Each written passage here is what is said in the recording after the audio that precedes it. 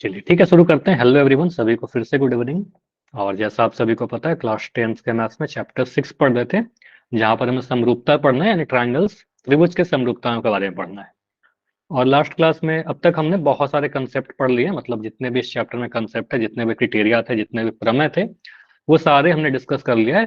प्रमेय 6.1 से लेकर के 6.5 तक लास्ट क्लास में सारा रिविजन भी करवाया था आपको। और लास्ट क्लास का जो सबसे लास्ट वाला टॉपिक था, जहां पर हमने क्लास को एंड किया था, वहीं से आज शुरू करेंगे।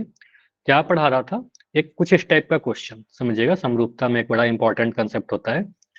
जैसे कि अगर हमारे पास एक समकोण त्रिभुज है, तो सबसे पहले तो आपको ये ध्यान रखना होगा, बेसिक से सारी चीजें एक बार रिवीजन करते हैं। यहाँ पर सिमिलरिटी के बारे में आपको सिखाया था कि अगर हमारे पास एक समकोण त्रिभुज है, इसका नाम मान लो दे दिया मैंने एबीसी, तो इसके तीनों कोण क्या क्या होते हैं? तो किसी भी समकोण त्रिभुज में आपको पता है कोई एक कोण तो 90 डिग्री होगा। यहाँ पर आपको दिख रहा है 90 डिग्री, ठीक है। अब मैं एक कोण को मैं बोल दिया कोण थीटा, ठीक है। एंगल ए को मैंने थीटा बोल दिया, तो कोण सी को आप क्या बोलिएगा? 90 माइनस थीटा। 90 - थीटा। तो सिंपली आपको ध्यान रखना है कि सब किसी भी समकोण त्रिभुज में जो कोण होते हैं, एक 90 डिग्री होता है, एक थीटा होता है, और एक 90 डिग्री माइनस थीटा होता है।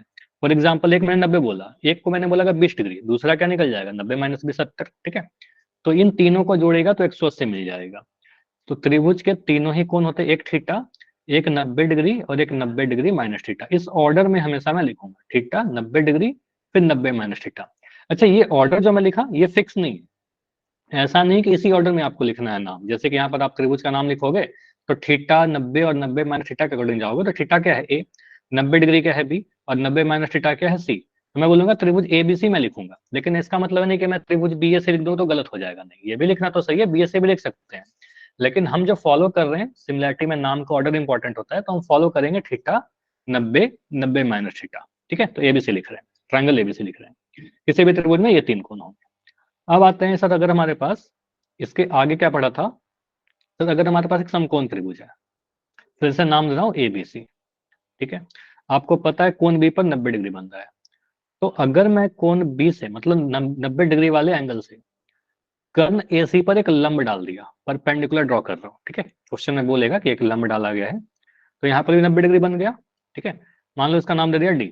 तो यहाँ पर आपको तीन त्रिभुज बनते हुए दिखेंगे। पहला त्रिभुज तो देखिए सर, ऊपर में एक नंबर त्रिभुज, दूसरा त्रिभुज ये नीचे में 2 नंबर दे दिया, और ये पूरा एक बड़ा सा ए एबीसी, ठीक है। तो ये तीनों ही त्रिभुज क्या होते हैं? आपस में समरूप होते हैं। तो इंपॉर्टेंट ये है कि सर इसका नाम किस तरीके से लिखें, नाम ही लिखना इंपॉर्टेंट है। और यही आपको सीखना है, ये सिखाया भी था कि आपको इस तरीके से जाना है। क्या करिए, आपको पता, सबसे बड़े वाले त्रिभुज को देखिए। तो सबसे बड़े वाले त्रिभुज में आपको पता है यहाँ पर 90 डिग्री बन रहा है, ठीक है। इस वाले को मैं थीटा बोल दिया, तो पूरे बड़े वाले मान लो इसको आपने थीटा बोल दिया, ठीक है। तो कौन सी कितना आएगा? अभी आपको बोला सर अगर ये थीटा है, ये 90 है, तो यहाँ पर आपको पता है सर ये 90 डिग्री माइनस थीटा बनेगा, ठीक है। त्रिभुज के तीनों कोण इस तरीके से रहेंगे। अब मैं त्रिभुज एक को देख रहा हूँ, ऊपर वाले त्रिभुज को, ट्रायंगल वन को। तो ट्रायंगल वन में आपको क्या दिखेगा? सर एक एंगल आपको यहाँ पर थीटा दिख रहा है, कोण ए। एक एंगल यहाँ पर आपको 90 डिग्री दिख रहा है, त्रिभुज ए बी डी की बात कर रहा हूँ, ठीक है। तो यहाँ पर 90 डिग्री दिखा। अगर मैं कोण बी की बात करूँ, ये वाला छोटा सा, तो ये कितना होगा बताओ?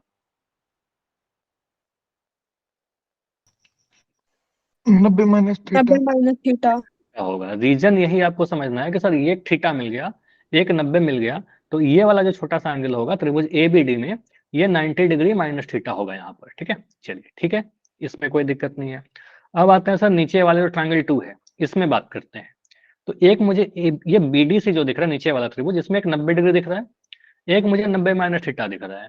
तो जो बच गया ये वाला एंगल बी, ये कितना रहा होगा? ये थीटा रहा होगा। तभी तो बनेगा थीटा 90 माइनस थीटा और 90 डिग्री, ठीक है। तो हमने सारा कोण इसमें लिख दिया। अब त्रिभुज का नाम जब लिखना है, तो नाम में ऑर्डर वही फॉलो करना है। पहले आपको वो शीर्ष लिखना है जिसमें थीटा रहे, उसके बाद लिखना 90 डिग्री को, उस पर उसके बाद जाना आपको 90 डिग्री माइनस थीटा पर। ये हमने वर्टेक्स इस तरीके से, शीर्ष इस तरीके से लिख देना है, ठीक है। तो आपको त्रिभुज का नाम मिल जाएगा। एंगल एंगल एंगल सिमिलरिटी भी आपने पढ़ा था ना, ऑर्डर उस तरीके से लिखते हैं। तो आप यहाँ पर क्या करिए, सबसे बड़ा वाला त्रिभुज को मैं देख रहा हूँ, तो सबसे बड़ा वाला त्रिभुज में क्या दिखेगा? त्रिभुज ए बी सी। अच्छा, ए बी सी कैसे लिख दिया ये भी समझो। बड़े वाले त्रिभुज में थीटा कौन है? एंगल ए, ठीक है, एंगल ए। 90 डिग्री कौन सा है? Angle B. और 90 माइनस थीटा कौन सा है? Angle C. तो एबीसी लिख दिया बड़ा वाला त्रिभुज में। ये समरूप किससे होगा? ट्रायंगल 1 का। तो ट्रायंगल 1 का नाम कैसे लिखेंगे? तो ट्रायंगल 1 पे जब जाइएगा ना, तो यहाँ पर आपको दिखेगा पहले थीटा। हाँ बोलिए, बोल सकते हो। ADB ए बी डी या फिर A D B? A B D, ADB A D B. अब देखो यहाँ पर, ठीक है, तो ए लिखेंगे थीटा, ठीक है, उसके बाद बोलेंगे सर यहाँ पर 90 डिग्री पर जाइए, तो 90 डिग्री दिख रहा है यहाँ पर डी पर, ठीक है, तो ए के बाद डी पे चले गए। उसके बाद क्या बोलेंगे सर 90 माइनस थीटा पे जाइए, तो 90 माइनस थीटा आपको दिख रहा है बी पर, ठीक है, तो ए डी बी लिख देंगे और ये त्रिभुज ए डी बी समरूप हो जाएगा एबीसी के। अब आते हैं इस वाले त्रिभुज पर, नीचे वाला ट्रायंगल 2 पर, ठीक है, नीचे जो दिख रहा है ना मुझे ट्रायंगल 2, उस पर आते हैं। तो ट्रायंगल 2 जो है उसमें भी वही करिए, थीटा 90 90 माइनस थीटा। तो थीटा मुझे दिख रहा है कोण बी पर, है ना, कोण बी पर देखिए 90 डिग्री दिख रहा है छोटे वाले में, तो यहाँ पर लिखेंगे त्रिभुज बी। उसके बाद 90 डिग्री कहाँ पर है? डी पर है, तो बी डी लिख देंगे, और 90 माइनस थीटा कहाँ पर है? सी पर है, तो बी डी सी। तो हम बोलेंगे त्रिभुज ए बी सी, त्रिभुज ए डी बी और त्रिभुज बी डी सी आपस में सभी समरूप होंगे। क्लियर है सभी को? तो ये नाम लिखना समझ में आ गया सभी को? बोलिए। अब इसका कैसे यूज करेंगे? अब इसमें हम क्या करेंगे सर, हमारे पास 3 त्रिभुज आ गए समरूप। अब अकॉर्डिंग टू क्वेश्चन, अब यहाँ पर क्वेश्चन का रोल होगा सर, क्वेश्चन में क्या दे रखा है उसके अकॉर्डिंग डिपेंड करेगा। अगर मैं ट्रायंगल इस वाले को और इस वाले को लेता हूँ, यदि अगर मैं लिखता हूँ ऐसा, ठीक है, केस 1 मैं लिखा ए बी सी, आप डिपेंड करेगा कि आप कौन सा त्रिभुज को सिलेक्ट कर रहे हो। ट्रायंगल ए बी सी अगर समरूप है ट्रायंगल ए डी बी के, जो है हमने प्रूफ कर ही दिया है, तो यहाँ से हम क्या बोलेंगे सर, इसका संगत भुजाओं का अनुपात बराबर लिख दीजिए, ठीक है, कुछ इसमें से कोई भुजा देकर के आपसे बोलेगा भुजा निकालने के लिए, तो आप अगर यहाँ से ए बी लीजिएगा, उधर से आप ए डी लीजिएगा, ये तो कई बार हमने करके दिखाया है आपको, ए बी बटा ए डी बराबर, यहाँ से हमने अगर बी सी लिया तो उधर से क्या लेंगे बताओ आप लोग? DB D DB B. और यहाँ से मैंने ए से लिया, तो फिर क्या करेंगे? AB AB ए बी, ठीक है। अब इसमें मत सोचना, मैं हमेशा बोल रहा हूँ, इसमें मत सोचना कि सर हमें कौन सा लेना है कौन सा छोड़ना है, कौन सा लेकर के हमारा क्वेश्चन सोल्व हो जाएगा, कौन सा छोड़ दें, ठीक है। जितना देर में ये सोचोगे कौन सा लें कौन सा छोड़े, उतना टाइम निकल जाएगा आपका, मतलब उतना ज्यादा टाइम लग जाएगा, ठीक है। उससे बेटर है कि सारा लिख दीजिए तीनों, ठीक है। अब इसमें जिसका वैल्यू दिया रहेगा उसका वैल्यू पुट कर दीजिए, अपने आप सॉल्व हो जाएगा, ठीक है। तो ये हमने इन दोनों को लिया था, ट्रायंगल एबीसी और एडीबी को। अब मैं क्या कर रहा हूँ, अगर मैं एडीबी और एबीडीसी को ले लूं, ठीक है, मैं ऐसा भी तो बोल सकता था सर हम ये ले लें, त्रिभुज एडीबी, एडीबी था ना, हाँ एडीबी समरूप है त्रिभुज बीडीसी के, ये दोनों भी तो समरूप है, ये बीच वाला और ये लास्ट वाला, ठीक है। यहाँ से क्या बोलेंगे सर, अगर यहाँ से लें तो अगर मैं एडी लूं तो यहाँ से बीडी लेना पड़ेगा आपको, एडी लीजिएगा तो बीडी लीजिएगा, अगर यहाँ से आप डीबी लीजिएगा तो यहाँ से आप डीसी लीजिएगा, लिख दोगे डीबी बटा डीसी, ठीक है। और यहाँ से अगर मैं ए बी लूँ तो यहाँ से आपको बीसी लेना पड़ेगा, समझ में आ रहा है, ए बी बटा बीसी। इसमें जिसका वैल्यू दिया रहेगा उसका वैल्यू पुट कर दीजिएगा, सॉल्व हो जाएगा। क्लियर हो रहा है? और इसी तरीके से मैं एक चीज और लिख सकता हूँ, और कौन सा त्रिभुज बच गया बताइए, एक त्रिभुज और बच गया ना, त्रिभुज एबीसी किसका समरूप? देखो एबीसी को एडीबी का बराबर कर दिया, एडीबी और बीडीसी ले लिया, तो एबीसी और बीडीसी को भी ले सकते हैं ना, ये भी ले सकते हैं एबीसी और त्रिभुज बीडीसी, ठीक है। इन दोनों को अगर हम लेंगे तो यहाँ से क्या होगा सर, ए बी बटा, आप लोग बताओ, ए बी बटा क्या? BD बी डी, तो ए बी को बी डी से डिवाइड करेंगे, अनुपात हो ले लेंगे, फिर क्या लिखेंगे बीसी, बीसी बटा क्या? डीसी, ठीक है। और फाइनली समझ में आ रहा AC बटा BC है? बीसी। तो इस तरीके से लिख सकते हैं हम लोग। तो ये मैंने सारे कंडीशन लिख दी, अब इतना आपको एग्जाम में लिखना पड़ेगा, इतना क्वेश्चन लिखना पड़ेगा नहीं, इतना थोड़ी लिखना पड़ेगा, ठीक है। डिपेंड करेगा, इनमें से कोई एक ट्रायंगल लेंगे, या तो हम लोग ये वाले को सिलेक्ट करेंगे, ठीक है, या तो इसको चुनेंगे, या तो इसको चुनेंगे, या तो इसको चुन लेंगे, ठीक है। डिपेंड करेगा क्वेश्चन में क्या डेटा दिया गया कि आपसे पूछ रहा है, ठीक है। तो ऐसा एक क्वेश्चन होमवर्क में दिया था, उसी क्वेश्चन से स्टार्ट करते हैं। क्वेश्चन देखिए क्या था आपका, क्वेश्चन बोल रहा है, पहला इस टाइप का क्वेश्चन कर रहा है, लास्ट क्लास में नहीं हो पाया था। तो आकृति में ट्रायंगल एबीसी में बोल रहा है एंगल एबीसी 90 डिग्री है, ओके, यहाँ पर आपका 90 डिग्री बोल रहा है। बीडी जो है लंब है एसी पर, ठीक है, तो बीडी आपको दिख भी रहा है, यहाँ पर लंब का साइन बनाना होना चाहिए था, बीडी लंब है आपके एसी पर, ठीक है। एबी का लंबाई 5.7, तो फिगर में लिखते चलिए, आप लोग फिगर अपने कॉपी में बनाओ, ठीक है। एबी कितना है 5.7, यहाँ लिख देता हूँ सर, ये है 5.7 सेंटीमीटर, ताकि हमें बार बार डेटा ना देखना पड़े। BD 3.8, BD कहाँ पर, ये वाला है 3.8 सेंटीमीटर। CD 5.4, तो यहाँ पर जो डेटा है 5.4 सेंटीमीटर। BC का मान बताइए, तो BC आपसे पूछ रहा है ये, ठीक है। तो हमें पता है कि यहाँ पर ऐसा जब क्वेश्चन आता है तो हमें पता है सर, बड़ा वाला ट्रायंगल, छोटा वाला ट्रायंगल, मतलब ऊपर ट्रायंगल 1, ट्रायंगल 2 और ये पूरा ट्रायंगल आपस में समरूप होता है। करना क्या है, बस नाम लिखने के लिए सोचना है सर नाम कैसे लिख दें, ठीक है। चलो मैं यहाँ पर नाम लिखने के लिए फिर से लिखता हूँ। क्या करेंगे, आपको पता सर यहाँ पर 90 डिग्री, यहाँ पर थीटा, यहाँ पर आ जाएगा आपका 90 माइनस थीटा। कहीं पर डाउट होगा तो माइक ऑन करके बोल देना, ठीक है, थीटा 90 माइनस थीटा। अब छोटा ट्रायंगल 1 को देखता हूँ, ठीक है। ट्रायंगल 1 में थीटा दिख गया, 90 दिख गया, तो ये वाला कितना आएगा यहाँ पर, 90 माइनस थीटा। 90 माइनस थीटा, तो यहाँ पर लिख दीजिए, ठीक है। अच्छा, इसको थोड़ा मैं छोटा करता हूँ, ठीक है। चलिए, तो ये वैल्यू आपका 90 डिग्री माइनस थीटा है, ठीक है। और यहाँ पर जो आपका साइड दे रखा था BD, ये 3.8 सेंटीमीटर था, ठीक है। अब आते हैं, मैं अब आता हूँ नीचे वाले ट्रायंगल पर, ठीक है। तो नीचे वाले ट्रायंगल में दिख रहा है एक 90 माइनस थीटा, एक 90 डिग्री, तो ये B कितना हो जाएगा, थीटा। थीटा हो जाएगा, थीटा। थीटा। अब इसके अकॉर्डिंग मैं समरूपता फिर से लिखता हूँ, याद मत करिए कि रट रहे हैं बैठ के, ठीक है, क्योंकि रटोगे ना फिर इस फिगर को रोटेट कर देगा, या फिर नाम ABD के जगह पर PQRS लिख देगा, है ना। D जरूर नहीं कि यही 90 कर दे, है ना, तो हो सकता है कि नाम बदल दे, इसलिए रटिएगा मत। तो यहाँ पर से क्या करता हूँ, ऑर्डर फॉलो करते हैं, theta 90 degree, 90 degree minus theta, यही वाला ऑर्डर फॉलो कर लीजिए, ठीक है। तो मैं लिखता हूँ यहाँ पर पहला सबसे बड़ा वाला त्रिभुज, तो त्रिभुज ABC आ जाएगा। ABC में देखिए थीटा 90, 90 माइनस थीटा दिख रहा है, A आपका थीटा है, B आपका 90 डिग्री है और C आपका 90 माइनस थीटा है। किसका समरूप होगा, ट्रायंगल 1 को देखते हैं। तो ट्रायंगल 1 में अगर मैं देखूं तो थीटा है A, 90 डिग्री है आपका D और 90 माइनस थीटा है आपका B। ADB नाम तो वही है जो पिछले बार यूज किया था, ट्रायंगल। ट्रायंगल 2 को देखते हैं, छोटे वाले को, ठीक है, नीचे से छोटा वाला। तो हम कहेंगे सर यहाँ पर भी थीटा कौन सा है, B है, 90 डिग्री कौन सा है, D है, और 90 माइनस थीटा है, C है, ठीक है। तो ये तीनों त्रिभुज समरूप हो जाएंगे।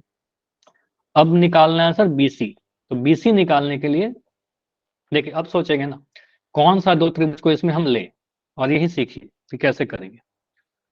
देखो आप छोटे वाले त्रिभुज को देखिए, ABD में कोई दो भुजा पता है क्या, यस सर। बोलिए। तो छोटा वाला त्रिभुज जो ABD दिख रहा है उसमें दो भुजा पता है, और नीचे से जो छोटा वाला त्रिभुज दिख रहा है BDC, उसमें भी दो भुजा पता है।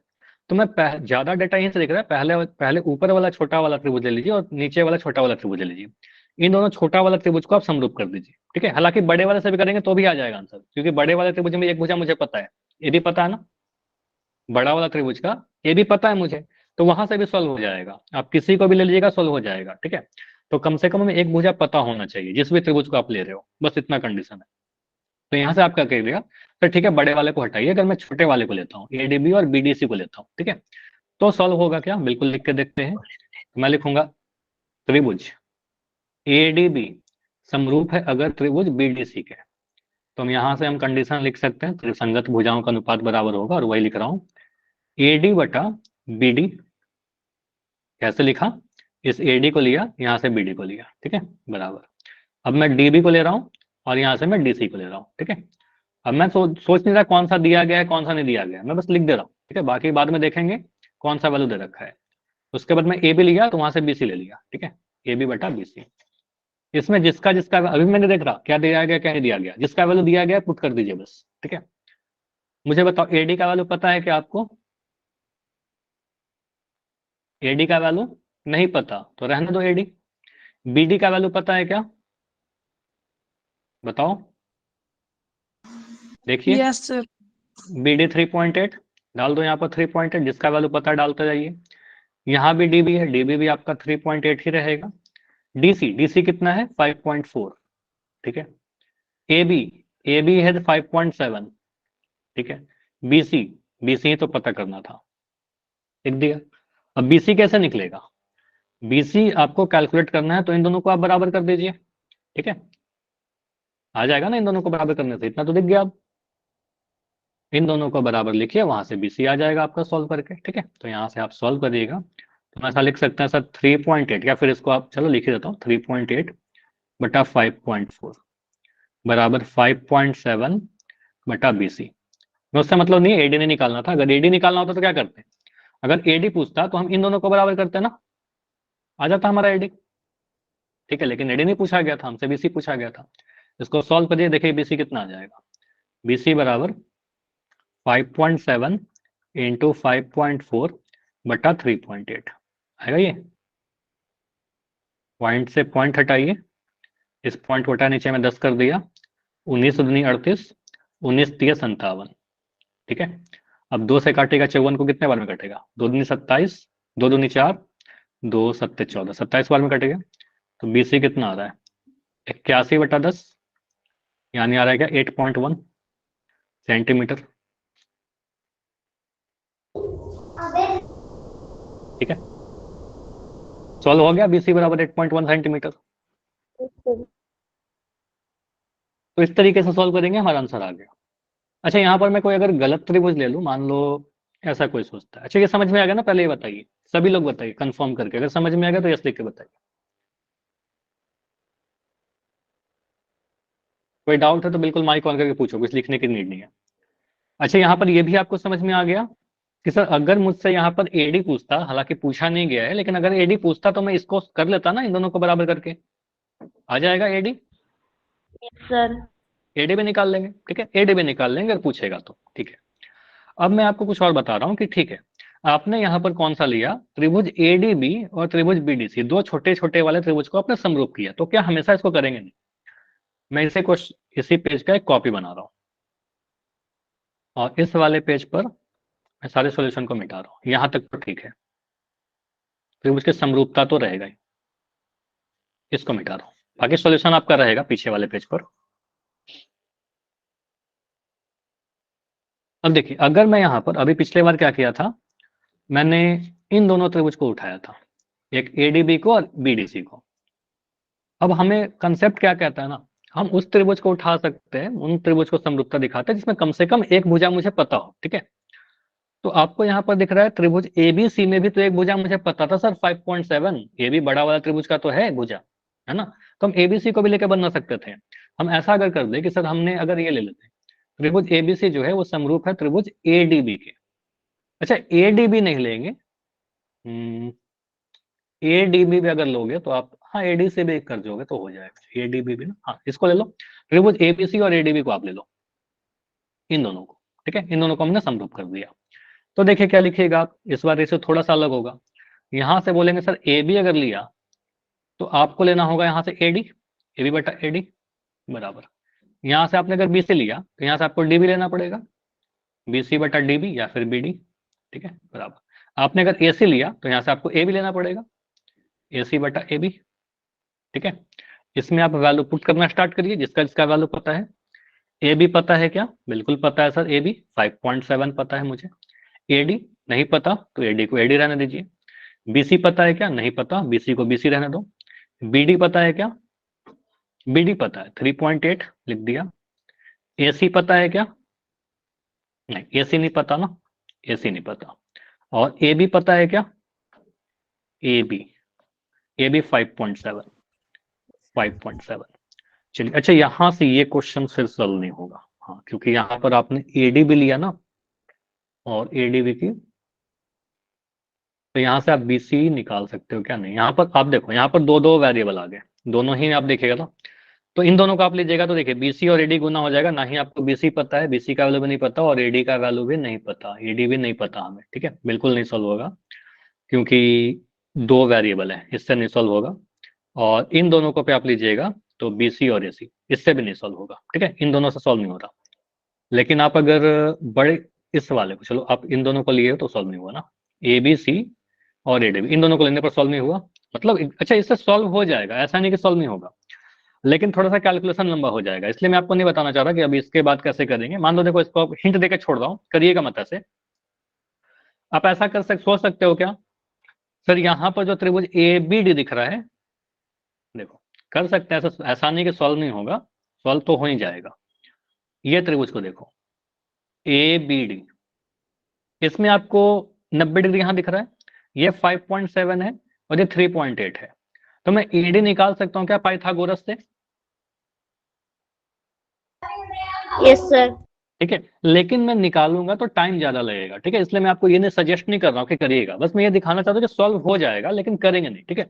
अगर मैं एडी निकालूं पाइथागोरस से तो एडी का वैल्यू पता चल जाएगा, ठीक है, कुछ आ जाएगा पाइथागोरस से सॉल्व करके, जो भी आएगा वो एडी मैं यहाँ पर पुट कर दूंगा, ठीक है, और एडी पुट कर दूंगा तो सॉल्व होकर बीसी फिर आ जाएगा।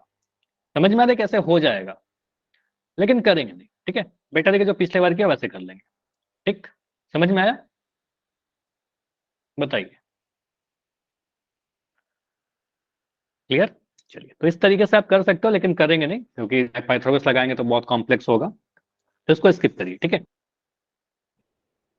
तो जैसे क्या था, छोटे वाले ट्रायंगल को ही समरूप करके हमने प्रूफ किया, सॉल्व कर लिया, इसको मिटा ही देता हूँ, ठीक है, इसको करने की कोई नीड नहीं है। अब अगर मैं देख रहा हूँ कि अगर मैं इन दोनों त्रिभुज को लेता हूँ, ए बी सी, इन दोनों को लेता हूँ, अगर मैंने ए बी सी और बी डी सी को लिया, ठीक है, तो अगर मैं लिख रहा हूँ त्रिभुज ए बी सी समरूप है हमारा त्रिभुज बी डी सी के, तो सॉल्व होगा क्या? देखो फिर से वही करिएगा सर, ए बी बटा बी डी बराबर बी सी बटा डी सी, और अगर ए सी लिया तो ए सी बटा बी सी, ये तो बस समरूपता का संगत भुजाओं का समानुपाती लिख दिया। ए बी कितना है? ए बी आपको दिख रहा है 5.7, बी डी कितना? बी डी आपका 3.8, ठीक है। बी सी कितना? बी सी पता नहीं। सी डी कितना? सी डी 5.4, देखो यहाँ सॉल्व हो गया ना। ए सी कितना? ए सी आपका 5.7 और बी सी कितना? बी सी पता है, बी सी आपको नहीं पता, ठीक है, बी सी को बी सी लिख दीजिए, ठीक है। तो यहां से आपका निकल कर आ जाएगा क्या बी सी इन दोनों से? बोलिए यस सर। कितना आ रहा है बीसी सॉल्व करके बताओ। बीसी जो आएगा आपका वो सॉल्व होकर आ जाएगा 5.7 इंटू 5.7 बटा 3.8, ठीक है। सॉल्व करके कितना आ रहा है? ये से ये कटा 19 दूनी 38, 19 तिया 57, ठीक है। तो ये आ रहा है 57 इंटू 3, इसको पॉइंट से गुना करिए, ठीक है, कुछ कटेगा तो नहीं ये, ठीक है। 7 का 1, 7 का 1 हासिल 2, 5 15 16 17, 1 बाई 20, लेकिन ये गलत, पिछले बार कितना आया था? बीसी तो 8.1 ही आना चाहिए, कुछ गड़बड़ कर रहा हूँ क्या? कुछ डेटा गलती डाला क्या? हाँ गलती डाला ना, सीडी का वैल्यू गलती डाल दिया। सीडी का वैल्यू कितना है? यहाँ पर गलत डाल दिया ना, वही सोचा हूँ अलग कैसे आंसर आ जाएगा। आंसर सेम आएगा, देखो पिछले बार 8 पॉइंट आया था, यहाँ भी 8 पॉइंट आएगा। देखो सीडी का वैल्यू कितना है? सीडी का वैल्यू 5.4 था ना, यहाँ पर 5.4 डाल दिया था, ठीक है, तो 5.4 डाल दिया। अब इसको सॉल्व करो। आदित्य आपका माइक ऑन है, बंद कर लो, ठीक है। अब इसको सॉल्व करो, देखो बीसी आ जाएगा वही, तो 5.7 इंटू 5.4 बाई 3.8, 8.5। हाँ इसका आ जाएगा, पॉइंट से पॉइंट कटा, ये पॉइंट इंटू 10 आ गया, बिल्कुल देखो वही वाला आंसर आ जाएगा। 19 3 57, 19 दूनी 38, तो कितना आ रहा है? 2 से काटिए, 27 बार में कट जाएगा, तो 81 बटा 10 आ गया 8.1 सेंटीमीटर। यस सर, यही आ रहा है मेरा भी। तो किसी भी दो त्रिभुज को समरूप कीजिएगा वही आएगा, और एक जहां पर से नहीं भी आया वहां से थोड़ा सा पाइथागोरस लगा के सॉल्व करेंगे तो आ जाएगा, लेकिन करेंगे नहीं, ठीक है, रहने दीजिएगा उसको। तो दो तरीका से कर लिया हमने, एक बार ये मेथड है हमारे पास, सेकंड ये मेथड है। आसान कौन सा रहा? छोटे वाले ट्रायंगल को लेने पर। ये क्वेश्चन आप लोग खुद से ट्राई करोगे,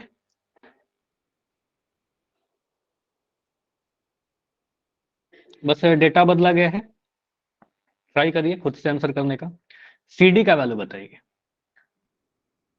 ये पूछ रहा है आपसे। अच्छा इसमें मुझे एक बात बताओ, क्या बड़ा वाला ट्रायंगल का एक भी भुजा आपको पता है क्या? बड़ा वाला त्रिभुज एबीसी का एक भी भुजा पता है क्या? सर एडी पता है बस। एडी कहाँ पता? एडी पता है लेकिन पूरा बड़ा भुजा तो नहीं है ना, एडी बड़े वाले त्रिभुज का भुजा कहाँ है?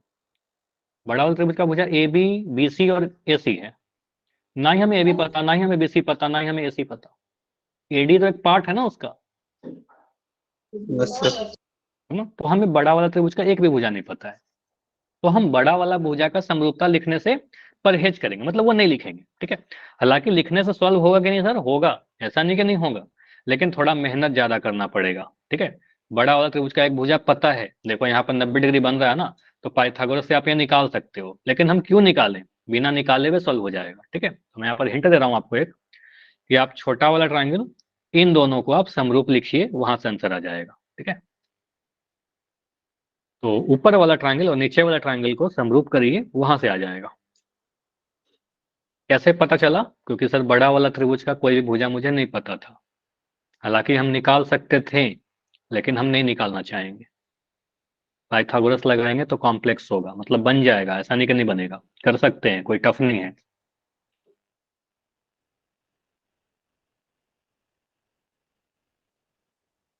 समरूपता लिखिए दोनों त्रिभुज का, और संगत भुजाओं का अनुपात बराबर कीजिए, आंसर आ जाएगा।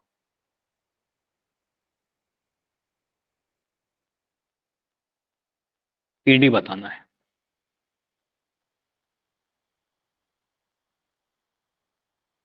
जो भी आपके आंसर आएंगे मैं यहाँ पर लिख दूंगा, बताइए आप लोग क्या क्या आंसर आता है। तो एक आंसर आ रहा है 16। 16 क्या,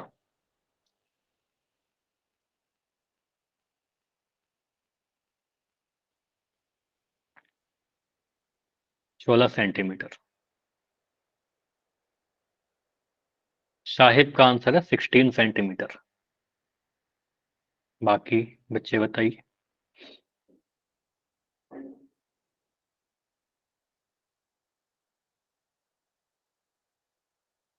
बस बैठे मत रहिएगा, सॉल्व करिएगा आप लोग। बहुत कंसेप्चुअल क्वेश्चन है, R D Sharma, R S Agarwal, ये सारी किताब में ये सारे क्वेश्चन कई बार पूछे जाते हैं। सीबीएसई में कई बार पूछा गया, आपके एग्जाम में आने की चांसेस है।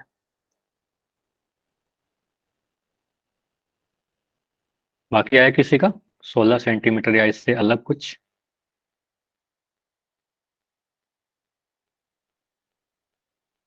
चलो अब देखिए, मैं क्या लिख रहा हूं, मैं लिख रहा हूं यहाँ पर, फिर ट्राइंगल का कोण लिखते हैं पहले। तो पहले मैं देख रहा हूँ त्रिभुज एबीसी, बड़े वाले त्रिभुज को, तो एक कोण को मैंने थीटा बोल दिया। मुझे पता है यहाँ पर 90 डिग्री बन रहा है, तो ये कोण सी जो आएगा वो 90 माइनस थीटा रहेगा, 90 डिग्री माइनस थीटा रहेगा, ओके। अब मैं त्रिभुज एबीडी को देख रहा हूँ, तो एबीडी को जब देखूंगा ऊपर वाले ट्राइंगल वन को, तो एक थीटा तो दिख ही गया, 90 डिग्री तो दिख गया यहाँ पर, ठीक है, आपका 90 डी पर आ गया। तो ये जो कोण बी है छोटा सा, ये आ जाएगा 90 डिग्री माइनस थीटा, ठीक है। अब त्रिभुज में बीडीसी को देखो, मतलब छोटे वाले ट्राइंगल को अब देखना स्टार्ट करता हूँ नीचे वाले से। तो इस ट्राइंगल टू को देखो, तो 90 माइनस थीटा यहाँ पर है, 90 डिग्री ये वाला है कोण डी, तो कोण बी जो आएगा यह आपको दिख जाएगा थीटा, थीटा 90 माइनस थीटा और डी 90, ठीक है। तो आप त्रिभुज जब लिखिएगा तो त्रिभुज का जो ऑर्डर रहेगा थीटा, फिर 90 डिग्री, फिर 90 डिग्री माइनस थीटा, ठीक है। 16 सेंटीमीटर डालना बिल्कुल सही होगा। तो थीटा 90 डिग्री और 90 माइनस थीटा। अब स्क्रीन को देखिए सभी लोग, तो इस ऑर्डर में मैं त्रिभुज का नाम लिखूंगा। तो सबसे पहले मैं बड़ा वाला त्रिभुज लिख रहा हूँ, तो बड़ा वाला त्रिभुज का तो नाम आपको दिख रहा है एबीसी, ठीक है, ट्राइंगल एबीसी।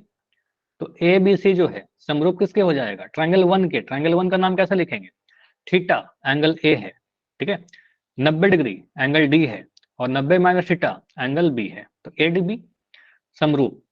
त्रिभुज कौन सा, नीचे वाला ट्राइंगल टू, तो थीटा एंगल बी है, 90 डिग्री एंगल डी है, और 90 माइनस थीटा एंगल सी है। तो एबीसी एडीबी और बीडीसी समरूप होगा। लेकिन यहां पर मैंने आपको क्या बोला, कि आप जब इसमें भुजाओं का अनुपात लिखिएगा, तो एबीसी को मैं नहीं लूंगा, तो मुझे एबीसी का कोई भुजा ही नहीं पता, ठीक है, कोई भुजा नहीं पता, तो मैं एडीबी और बीडीसी को लूंगा, ठीक है। इन दोनों त्रिभुज को हम समरूप करेंगे, ठीक है, इन दोनों को हम सिलेक्ट करेंगे, ठीक है। तो इससे हमें क्या मिल जाएगा, इसके संगत भुजाओं का अनुपात लिखिए।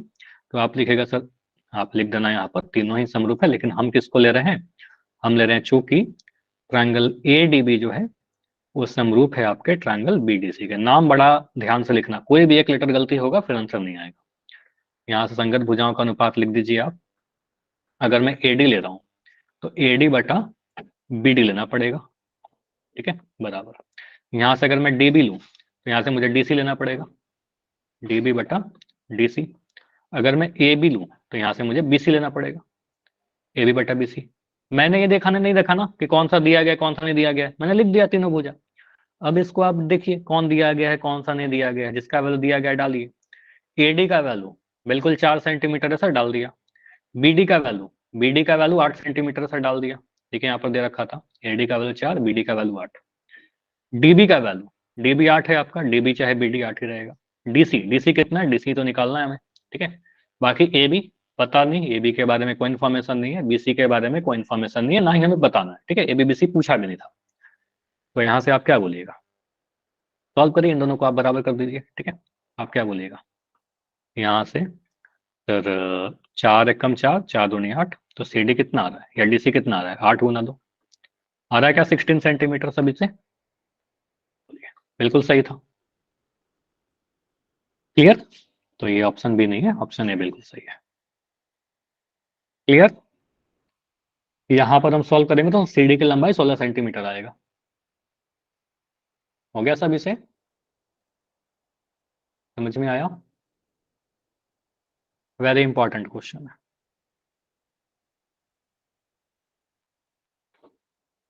चलिए अगला क्वेश्चन, एक और क्वेश्चन ऐसा करेंगे, 2 क्वेश्चन कर लिया, थर्ड क्वेश्चन है एक लास्ट।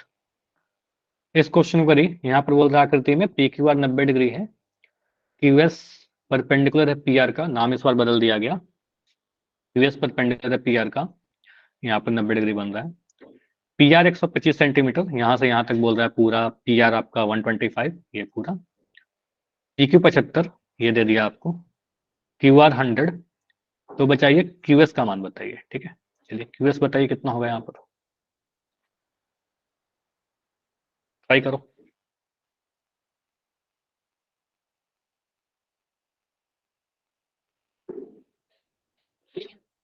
इस बार ये पूछ रहा है क्यूएस।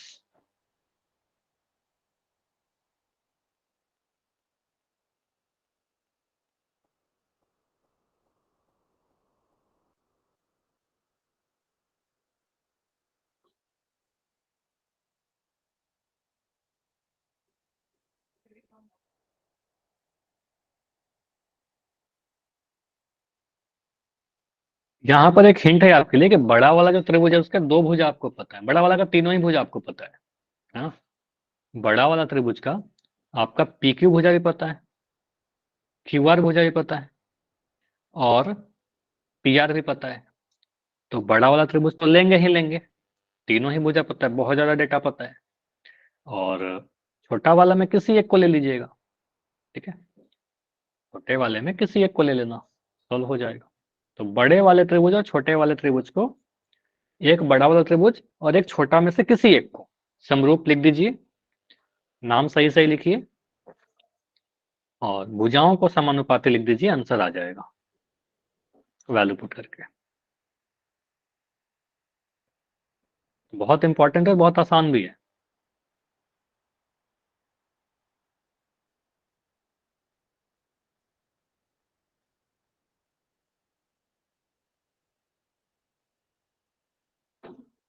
चलो मैं यहाँ पर ऑप्शन दे रहा हूं आप सभी को।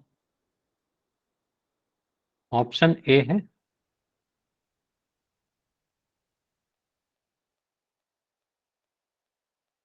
50 सेंटीमीटर, 60 सेंटीमीटर, 65 सेंटीमीटर, 110 सेंटीमीटर।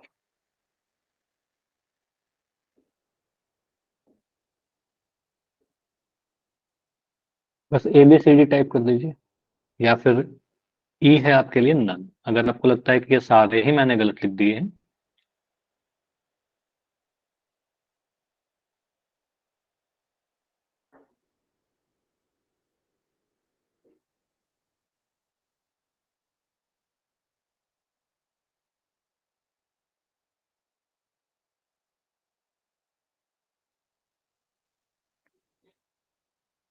हो सकता है कि एग्जाम में सब डेटा ना लिखा रहे फिगर में, ठीक है, आप फिगर में लिख दीजिएगा।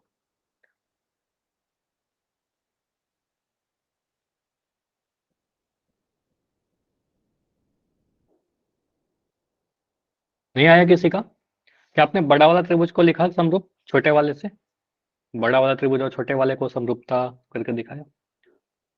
तो एक आंसर आ रहा है 60 सेंटीमीटर, मतलब ऑप्शन नंबर बी एक आंसर आया है अभी तक। ठीक है,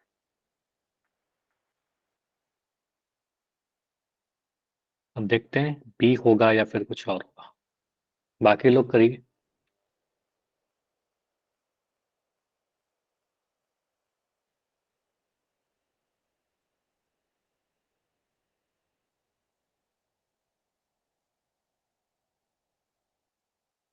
मैं सॉल्व करूं या टाइम चाहिए? बोलो, बताइए, मैं सॉल्व करूं या आप लोग कर रहे हो अभी?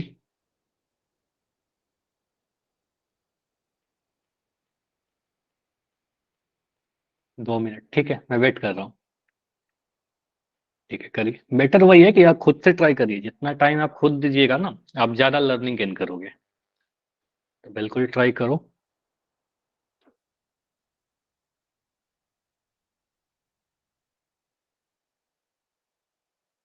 बस हिंट के तौर पर मैं इतना बोलूंगा कि आप एक बड़े वाले त्रिभुज को लीजिए।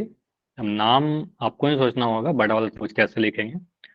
और छोटे में से कोई एक ले लो, ठीक है, या तो पी क्यू एस या फिर क्यू एस आर, ठीक है, किसी एक को ले लीजिए, वन या टू। दोनों को समरूप करके दिखाइए, अनुपात लिखिए, पुट करिए, आ जाएगा।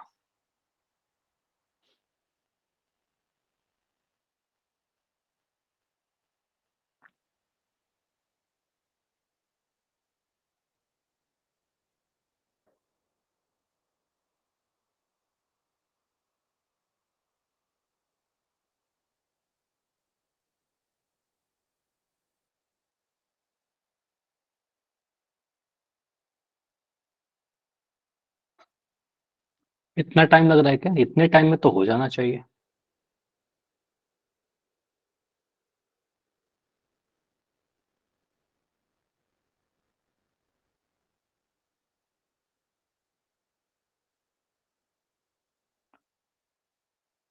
अलग आ रहा है, ठीक है। क्या आ रहा है? जो भी आ रहा है बताइए। इससे अलग 50, 60, 65, 110 से अलग 150 सेंटीमीटर। 150 सेंटीमीटर तो नहीं होगा ना, 150 कैसे हो जाएगा उससे बड़ा?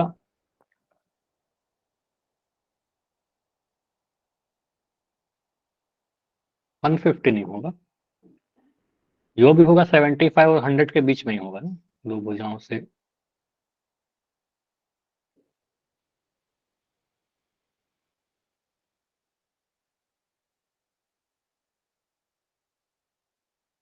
जो भी आंसर आएगा 75 और 100 के बीच में ही रहेगा। 150, 75, 100 से बड़ा कैसे होगा?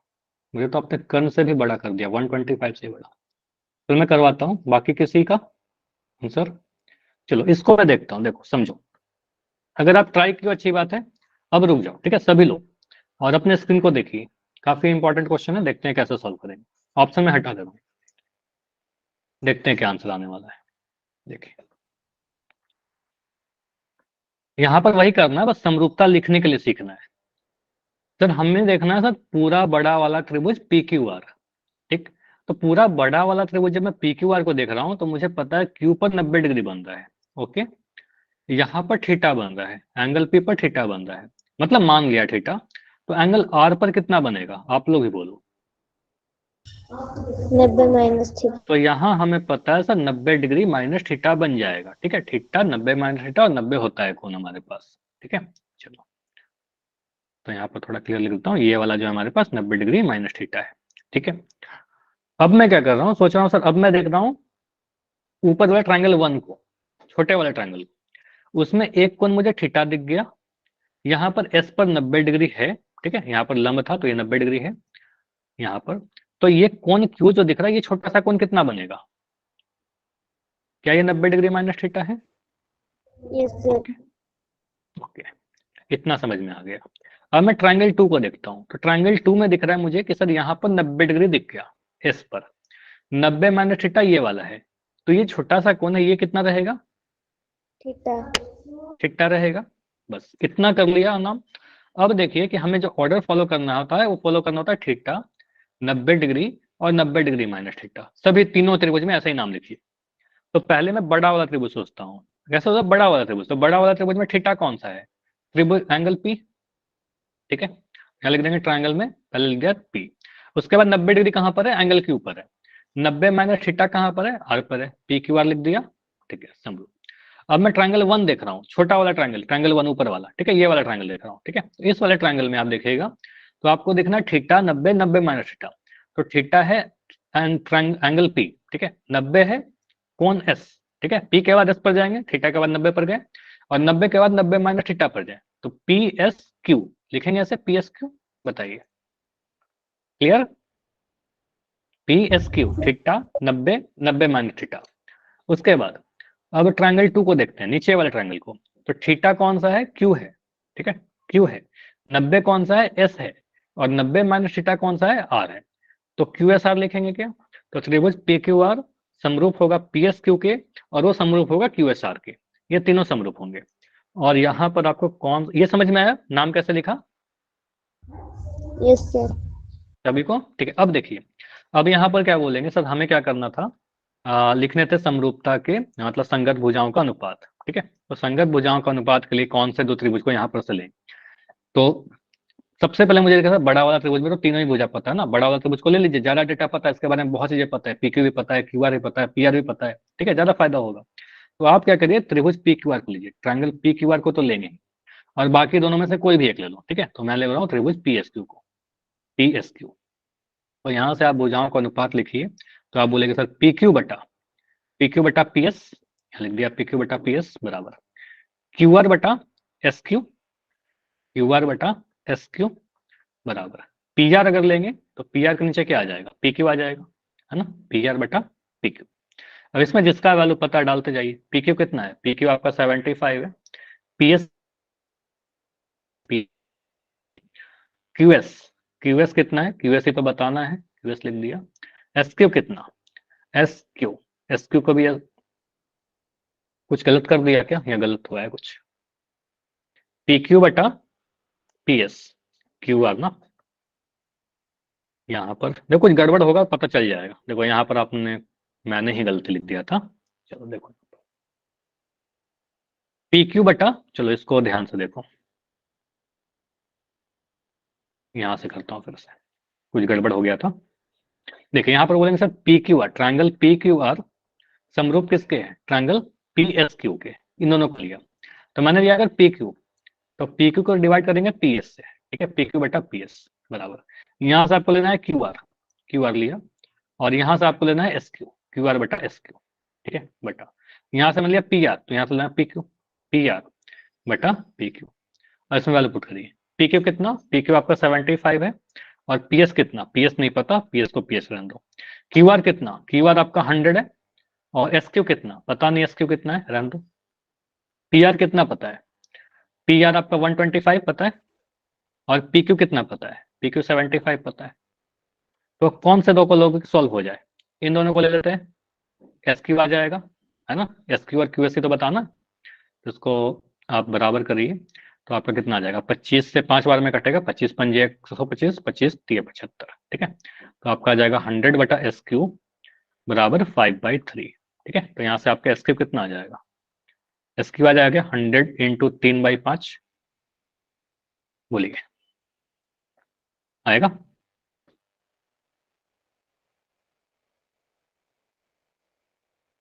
क्लियर है? इसको काटिए, 5 से काटिए 20 बार में कट जाएगा, 20 गुना 3 कितना आ रहा है? 60 सेंटीमीटर। तो बिल्कुल सही आया था आंसर। तो क्यू एस या एस क्यू जो भी लिखिए, तो एस क्यू या क्यू एस आपका 60 सेंटीमीटर आ जाएगा। क्लियर है? बस हमें नाम सही आंसर आ जाएगा। Sir. कोई भी डाउट है तो बताइए, काफी इंपॉर्टेंट क्वेश्चन है, आपके एग्जाम में आते रहते हैं। तो ये सारे क्वेश्चन प्रैक्टिस कीजिएगा। देखो ये 3 क्वेश्चन मैंने करवाए हैं आपको, इन तीनों को प्रैक्टिस कर लीजिएगा, इससे ज्यादा कुछ नहीं करेगा, ठीक है। इन्हीं में से कुछ क्वेश्चन आता है, इससे ज्यादा कुछ नहीं होता, ठीक है। वो डेटा बदलेगा और क्वेश्चन इसी टाइप से कुछ आएगा। अगला क्वेश्चन करते हैं, जैसे कि ये तो आपका एनसीईआरटी बुक का ही क्वेश्चन है, जो आपके हाफ ईयरली एग्जाम में ये क्वेश्चन आया था, ठीक है। आपके हाफ ईयरली एग्जाम वाले डिस्कशन भी किया था, फिर से डिस्कशन कर लेते हैं। एनसीईआरटी एक्सरसाइज 8.6.3 या 6.4 का होगा।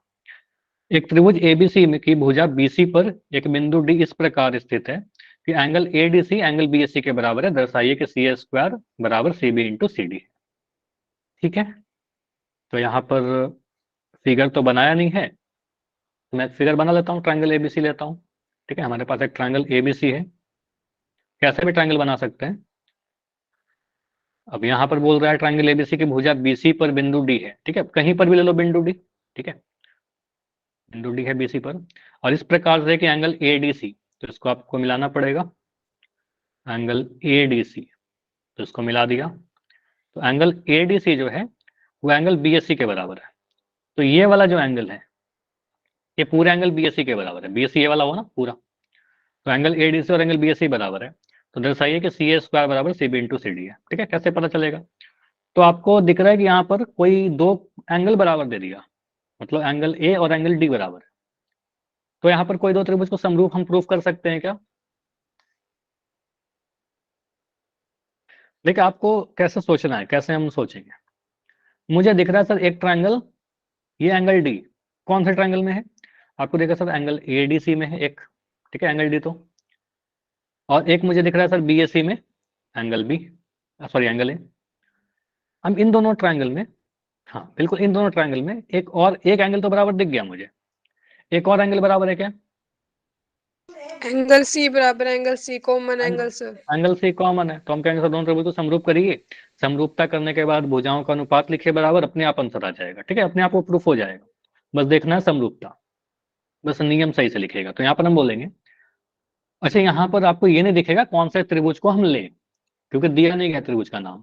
तो थोड़ा आपको इस तरीके से सोचना पड़ेगा कि हम किस तरीके से लें। तो आपको देखना पड़ेगा सर एक सी, एंगल सी तो कॉमन है दोनों में। ठीक है, एंगल सी दोनों में कॉमन है।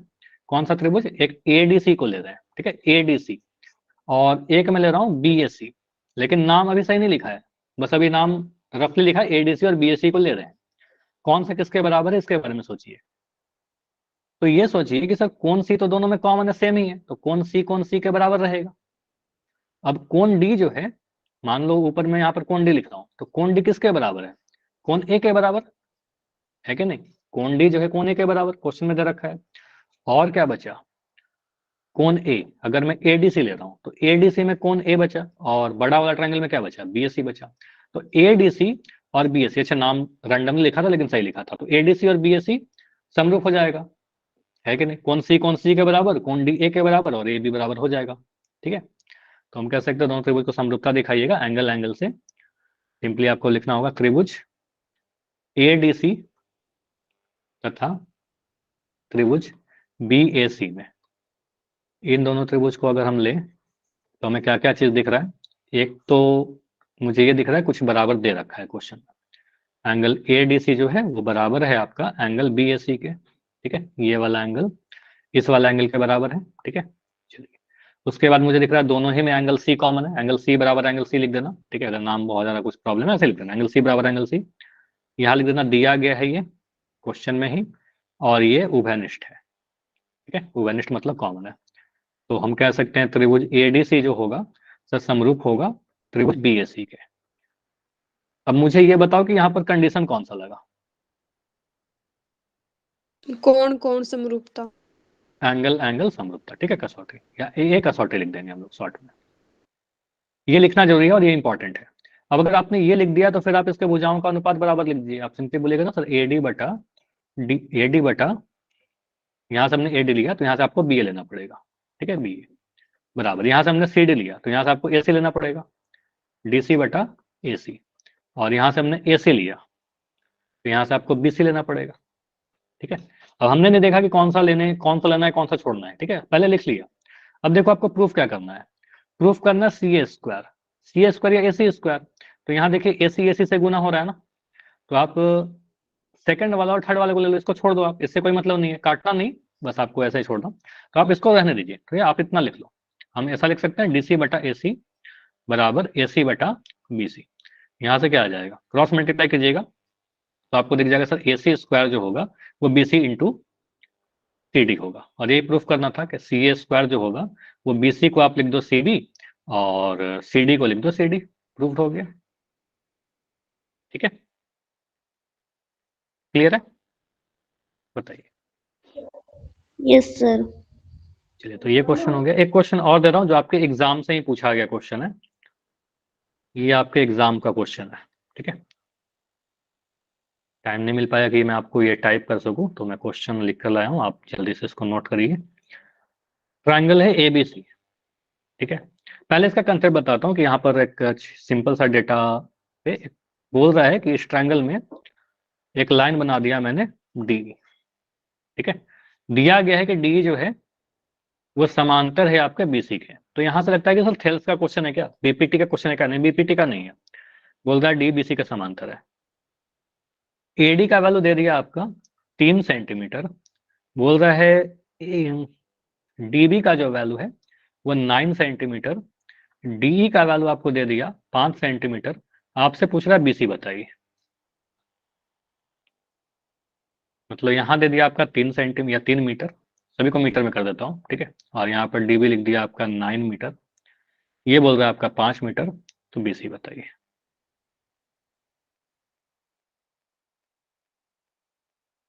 बताइए कितना आएगा।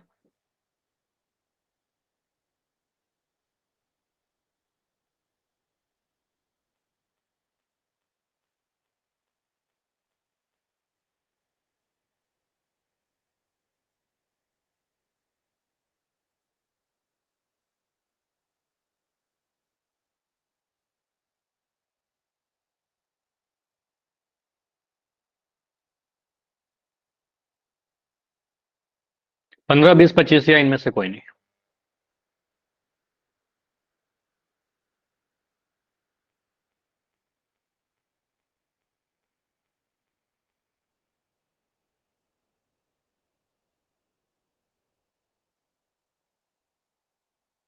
ये क्वेश्चन आपके 1 नंबर में भी आ सकता है, ठीक है। 1 नंबर में भी आ सकता है, और ये क्वेश्चन आपके 4 नंबर में भी आ सकता है।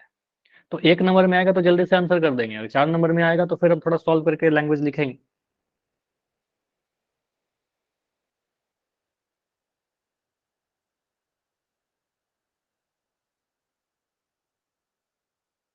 आया क्या किसी का आंसर? 15, 20, 25 या इनमें से कोई नहीं? 15। तो एक आंसर आ रहा है 15 मीटर।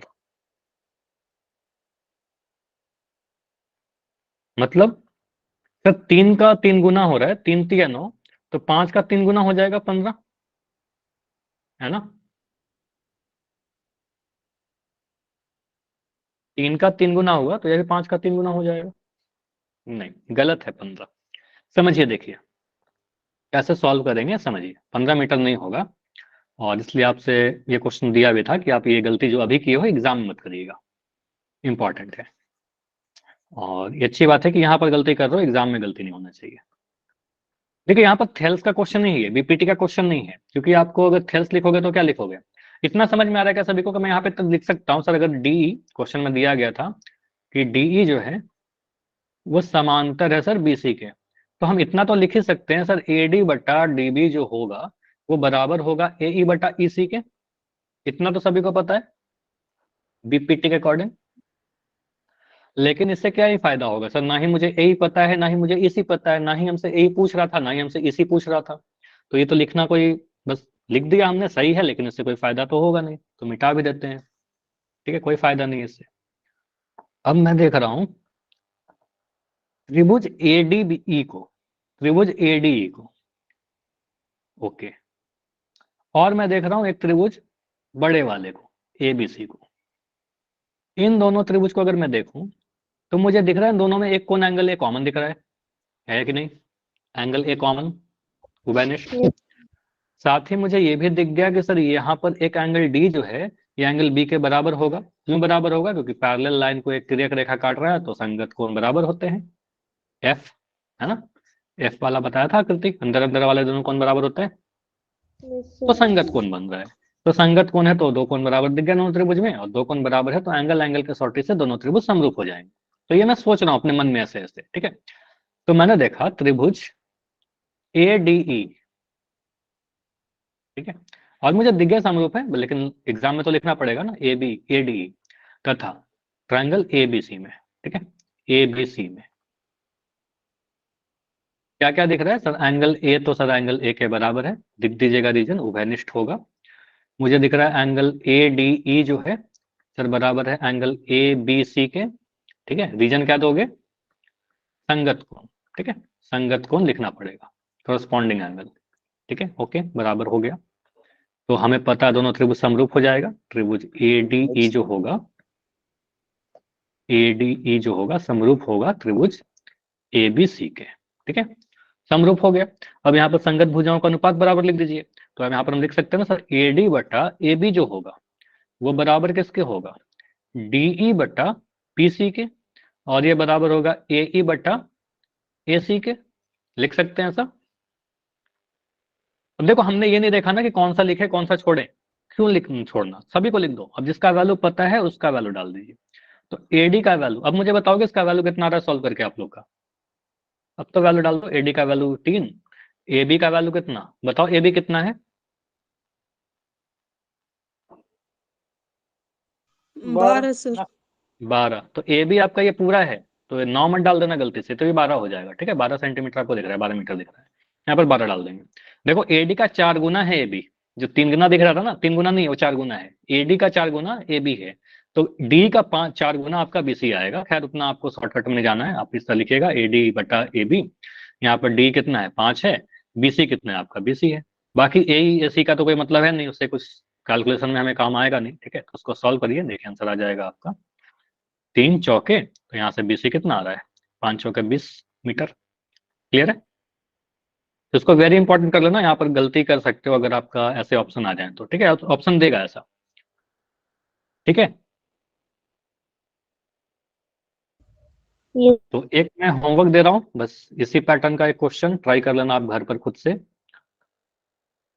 ABC, यहाँ पर आपका D बना दिया, बोल रहा है कि D पैरेलल है BC के, D समांतर है BC के। वैल्यू बस दे रहा हूँ कुछ कुछ, ये वैल्यू दे दिया 2, यहाँ दे दिया 2.5, वैल्यू दे दिया 4 मीटर, मीटर यहाँ मीटर। तो BC बताइए। ठीक है, BC का वैल्यू बताइए। ठीक है, ट्राई करिएगा, होमवर्क है आपका। चलिए नेक्स्ट क्लास में आपका चैप्टर 10 स्टार्ट करेंगे, सर्कल स्टार्ट करेंगे। कोई डाउट होगा इसके अलावा भी कोई तो पूछ लेना। ठीक है, इस एक्सरसाइज से। बाकी अगले क्लास में सर्कल स्टार्ट करेंगे। कोई डाउट है तो अभी रुक रहा हूँ, बताइए। अगर डाउट नहीं तो फिर लेफ्ट कर सकते हो। Bye everyone.